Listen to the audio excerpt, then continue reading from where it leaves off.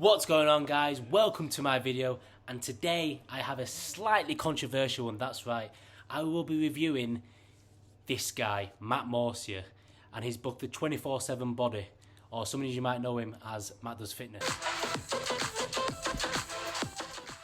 So this is Matt's Sunday Times best-selling book, believe it or not, and really, I don't want to go into too much explanation to what it's about, so I'm going to let the big man himself explain. Cheesy YouTube book that I've chucked together to make some money. Like, I've put so much planning and so much time into writing this, and I honestly believe it's going to help a lot of people. So what is the book about? Like, what is actually in it? So I do talk a bit about my backstory, like my childhood, my upbringing, my eating disorders, my back injury, all of these things. I guess, I like to think they're interesting, but also with a view to kind of helping you learn from my mistakes so you don't fall into the same pitfalls that I did. Because ultimately, like I said, the main goal of the book is to help you. People that are reading the book, the goal is that you will read this book and you will understand how everything... So for those of you that don't know Matt too well, he's probably the UK's #1 fitness vlogger at the moment, and he does loads of stuff ranging from sort of fitness challenges to food eating challenges and just general vlogging, and also collaborating with other YouTubers as well.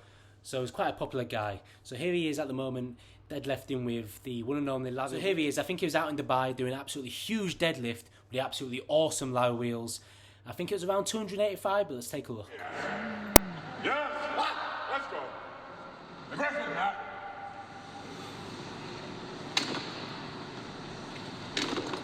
Go on. Yeah. Go. Big air. Big air. Hold. Whoa. Finish that left. You finish it. So yeah, he's a strong guy, let's face it. And here's a quick snippet of sort of the other stuff he does on his YouTube channel on a regular basis, just so you get an idea. For 100 sushi rolls on a cheat day. 100 sushi Hyphen, rolls? fans are gobsmacked. Okay. You look pretty gobsmacked. I am. That is an outrageous amount of Okay, sushi. so I have bought the entire supply of sushi from the supermarket.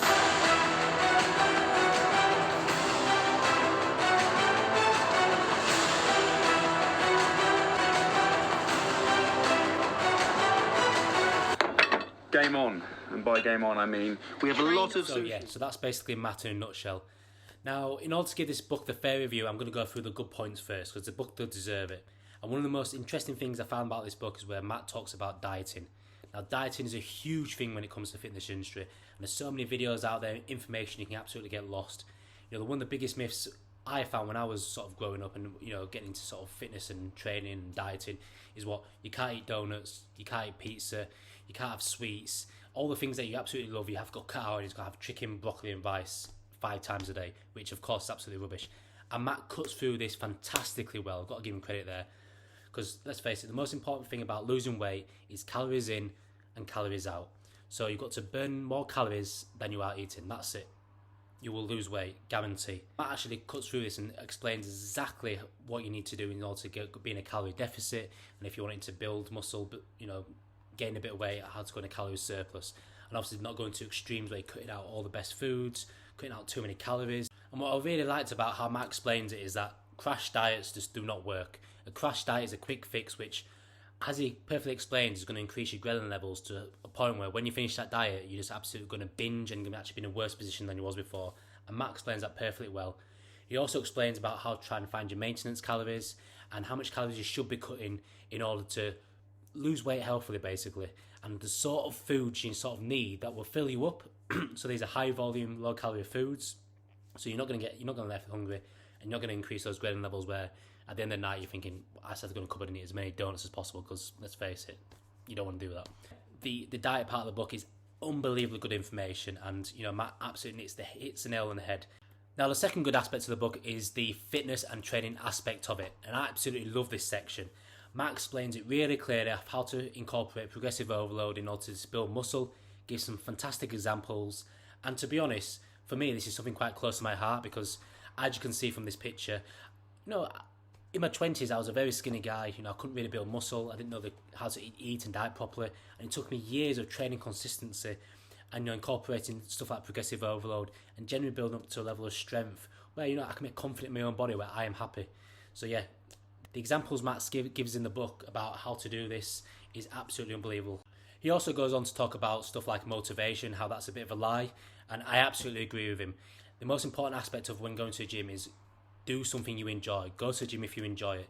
do exercise that ultimately you enjoy. Because if you have to go to the gym and you get in your head that, oh, I've got to run on a treadmill for like an hour, you're not going to do it. Eventually you're going to quit. You might do it for a little while, but let's face it, you're not going to keep it up.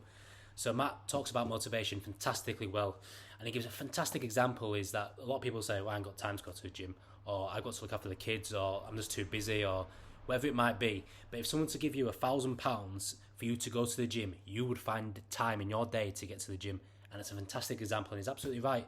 If you want to do it, you will find time. And again, that's how the motivation myth is absolutely spot on. So I've got to give credit to Matt for that. He also goes on to talk about other stuff like how he sort of started in YouTube, the sort of challenges he took and years it took just to get some decent views and make a living off it.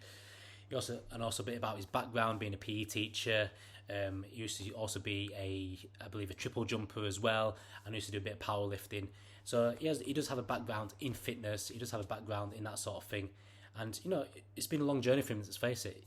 His YouTube grew to astronomical levels, primarily, started doing vlogging and stuff like that. But let's get down to the book. This is what it's all about. It's all about, does this book give the right information to the consumers? And so far, we've gone through the good points of the book, and you've got to give credit to him. So far, so good.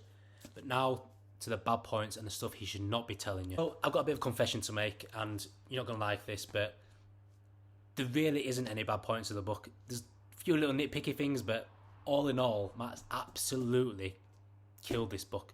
It's absolutely amazing. I read it just sounds, if you ever watched any videos, it just sounds like he would talk, reading the book. He comes up with funny jokes, he's got a little bit of humour in there, he's got a bit of, his sort of niches and little quirks. Absolutely amazing. The only sort of issues I sort of have with it, I don't really call them issues, to be honest with you, there's little things that I might have adjusted, tiny little things. So Matt goes on to talk about how supplements are a waste of money, and to be honest with you, the majority of supplements are a waste of money. There's only really a couple that you actually need when you go into a gym, and it's stuff like creatine is fantastic. I think everyone should be taking creatine. It's so cheap, as he explains. It's not only good for strength, but it's actually good for the mind as well. You do find creatine and stuff like food, so it is a natural supplement, and it's one of the most tested supplements probably out there. Second sort of supplements, you do need sort of your basic vitamins and stuff like that. I also take stuff like cod liver oil and stuff like that. Really good for the joints, really good for your health and your skin and your hair. Some of the supplements out there are absolutely useless, no point taking. The biggest one for me, that's absolutely the biggest waste of money, that was really expensive as well, is testosterone boosters. Like, there is absolutely no point in them. You look in the ingredients of testosterone boosters, it's just a mixture of different sort of vitamins, but you're paying like triple the price. That's it. Good supplement that I'm not sure he mentioned in there either is really good one is casein protein. Now, casein protein is a slow release protein that you should really take before bed, as it slowly releases your protein over 4 or 5 hours basically. So your body's not having that period of starvation, and you're getting a better chance of protein synthesis by taking it. So that's another thing. Tiny little, I'll call it not a niggle that I had with this is when Matt says you shouldn't be taking pre-workouts. Now, I can understand where it's coming from, because a lot of pre-workouts I've taken in the past do give you that shakes and you have that massive come down, and you do rely on them. But the market now has so many fantastic pre-workout supplements, lots of them with natural caffeine, lots of them with, good sort of vitamins and stuff like that have been engineered, to be better than the old ones. I'm not sure I agree with him on that, because at the end of the day, you're getting loads of people that are addicted to like coffee and taking energy drinks or taking whatever they might need to take before the gym anyway. I don't personally see taking a good pre-workout before a gym, because if you're going to lift that extra one rep with it, or you're going to get that slightly better pump or motivation to be able to work out harder than you did last time, absolutely, it's something you should take. And there is one thing I didn't understand about this book, and it's on page 72. So if you're watching Matt, it's on page 72, which I'm a little bit confused about. I'm just trying to find it.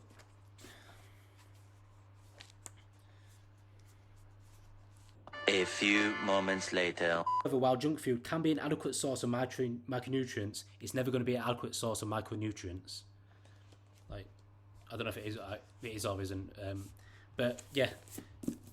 But he says it in the book, there's absolutely nothing wrong with incorporating, you can have a McDonald's here and there, you can have a KFC, Pizza Hut, Domino's, whatever you want. You can incorporate that in your diet, as long as you're, keeping within your calories and stuff like that. So that's the only niggles I have.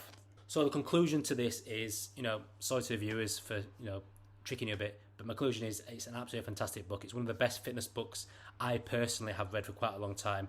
Not only is it very, very easy to read, I got through it like in a weekend, like really quickly. But it's funny. It's got really good sense of humour in there.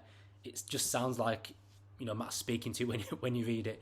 And the actual information it gives about diet and fitness, which I think a lot of people will want to buy it for, is absolutely invaluable, basically. You know, it cuts through the myths up there.